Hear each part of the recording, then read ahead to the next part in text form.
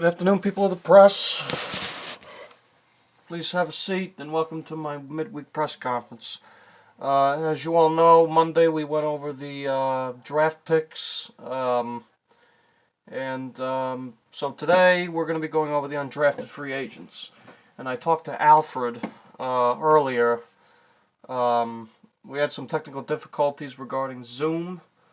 You can't zoom on this goddamn thing, and I want you guys to see more of my face rather than just looking at the whole entire surroundings, because this is done in a basement at a headquarters regarding the Patriots management, and I'd rather have you see more of my face than the surroundings. So, but anyway, let's get to this draft. The undrafted free agents. So these were our 2020 undrafted free agent picks, and I think for the first time in history, our undrafted free agents are actually better than our draft picks. So our first pick out of Auburn was Will Hastings. He's a wide receiver, and I guess the only good thing you could say from Will, since he has no highlights, is that he was Jarrett Stidham's former slot receiver. So hopefully these two can get some chemistry, and we can get some fucking touchdowns for once for this offense. Our second pick was Jamar Smith, the quarterback from Louisiana Tech. I really like this kid. Really reminds me of Lamar Jackson. I know that might be a little bit of a a shot, a little bit. That might be a little bit of a reach, as some people might call it. A little bit. But if you look at Jamar's highlights and you think to yourself, "Wow, this guy went undrafted," I could see him being at least a 4th or 3rd round pick, at least, from his abilities. He's a really athletic kid. He throws dots. He's accurate. He's not afraid to get hit, even though that could be, a little worrisome for injury purposes and shit. But we'll see how Jamar does in the preseason this year. Alright, our third pick, undrafted free agent signing, was Rashad Berry, the tight end out of Ohio State. I know nothing about Rashad. He has no highlights. You go on YouTube and you try to look up his highlights and it says, Rashad Berry, Ohio State versus Missouri. That one game. I don't care about that. I want to see highlights.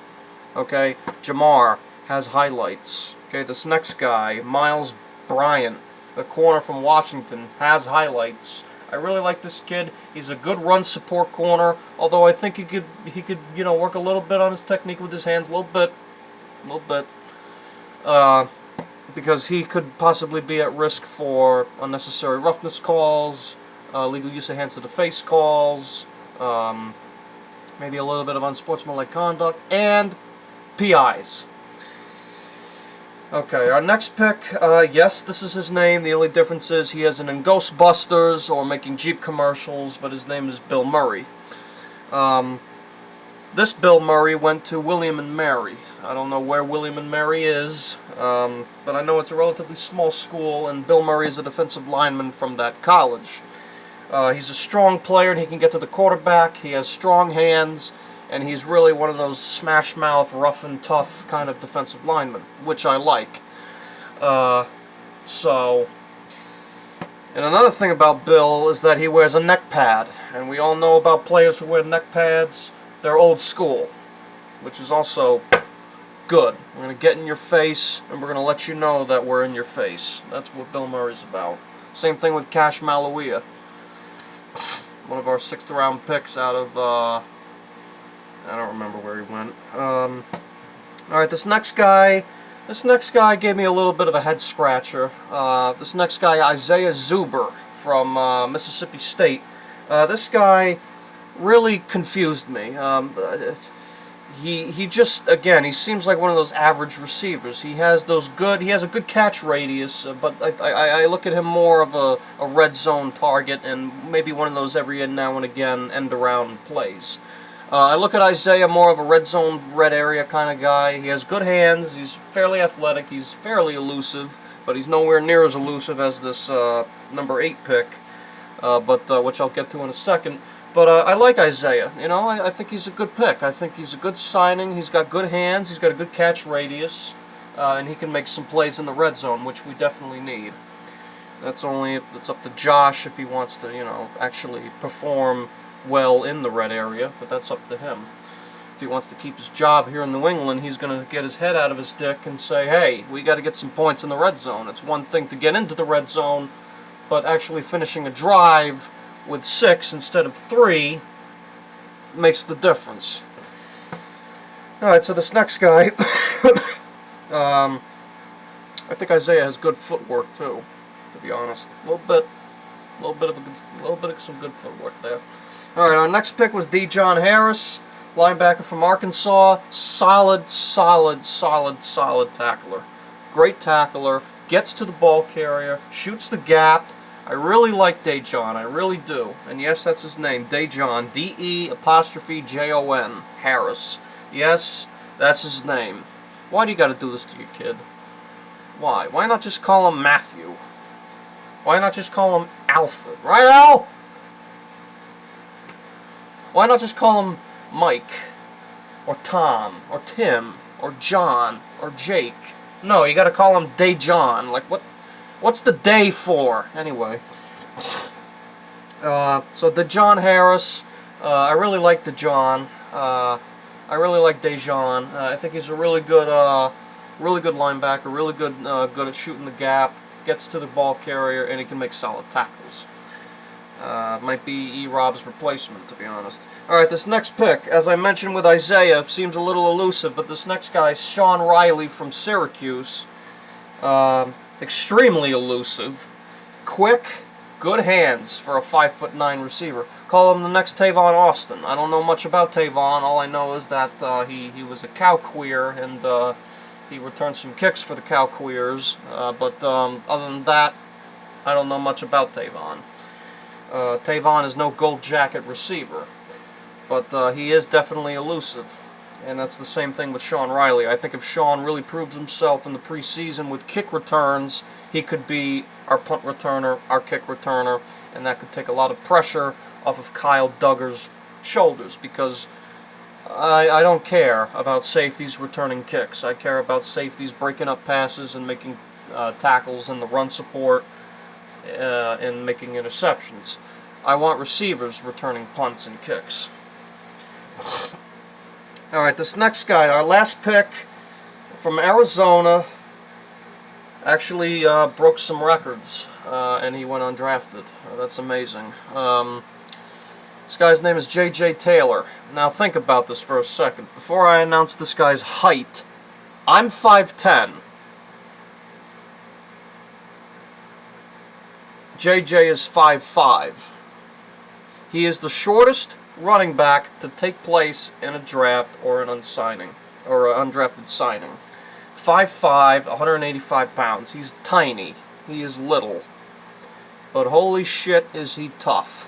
He's tiny, he's tough, he's quick, he's elusive, his speed is okay, even though he ran a 4.61 at the draft, which is a little but a little bit. But if JJ can, you know, really accelerate through those gaps, even the smallest of gaps made by the offensive line or receivers and some run support blocking, then I'm okay with that. I think JJ can prove himself. Now, then again, we also took a player similar to this by the name of Ralph Webb last year. He was undrafted free agent, and he was about 5'8". And he went on to play for the fucking Steelers. So I guess we're just gonna have to see what happens. JJ can also make catches out of the backfield and take off. I want to just eye and keep in mind of his run after the catch ability. I don't know much about his run after the catch ability. All I know is that he is a running back who can attack the middle, such as HB dives, HB slashes, HB guts, counters maybe. Maybe a little bit of stretches here and there, but mostly some dives and guts and slashes. And as long as he can find the tiniest sliver in the offensive line, he can get free, which I like. Alright, some of these picks, now, for the first time ever, when I watch this draft, I was I called Bill and Robert, and I said, hey, I think we should really take this guy T. Higgins from Clemson. And we had the 23rd overall pick, and instead T. Higgins was T. Higgins was taken with the first pick of the second round, and he went to Cincinnati, which makes sense. I try to give Bill some advice, but at the end, Robert has the final decision-making authority. All I can do is try to give him constructive criticism and further advice on future picks. So, with that being said, I think our undrafted free agents are better than our draft picks themselves. That's actually shocking to me. I don't think I've been managing forever, about 20 years managing overall. But I've been with this team. This is I think my 4th year with this team. I've never seen anything like this before ever. I didn't start this job until the Philly Super Bowl. I didn't start this job till the Philly Super Bowl, whatever year that was. I think it was 16-17. So this is my 4th year with the team. I've never seen anything like this, with the undrafted free agents actually being better than the draft picks themselves, minus Anthony Jennings. That's pretty awkward. A little bit. But hopefully all players that we signed and drafted can make an equal contribution to this team and to get us a 7th ring, because to be honest with you, I'm fucking impatient. I want a goddamn ring. I'm sick and tired of having 6. I want fucking 7. 7 is heaven. You know why? Because we'll be the only team with 7 rings. That's why. So, thank you, ladies and gentlemen of the press. Thank you very much. I don't know when our next press conference will be. If some shocking moves take place, then we will probably have a press conference regarding that. I wanted to have a press conference regarding Tom going to Tampa Bay, in which I wish him all the best. He's got 2 great receivers with him, in Chris Godwin and Mike Evans, and he also has a pretty decent tight end in O.J. Howard with him. I'm not sure about his running back. Can't remember his name, but he's got 2 good receivers with him who totaled over 1,000 yards last year.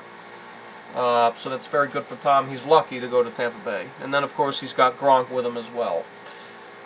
So Tampa might be chasing it this year. I don't know. But we'll see what happens. All right, so I've been heard through the grapevine that this team is more defensively based now, with just enough points to win, which I think is a fucking complete shit. Just enough points to win. I want you to think about that for a second. Just enough points to win? Just enough points to win. That's not tough enough. Are we tough enough on offense? No, not at all.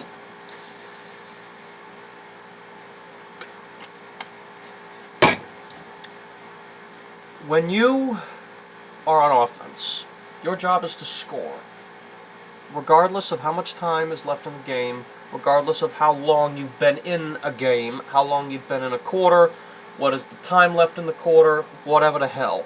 Your job as an offensive player, your job as an offensive coordinator, Josh McDaniels, is to come up with schemes to help the team score.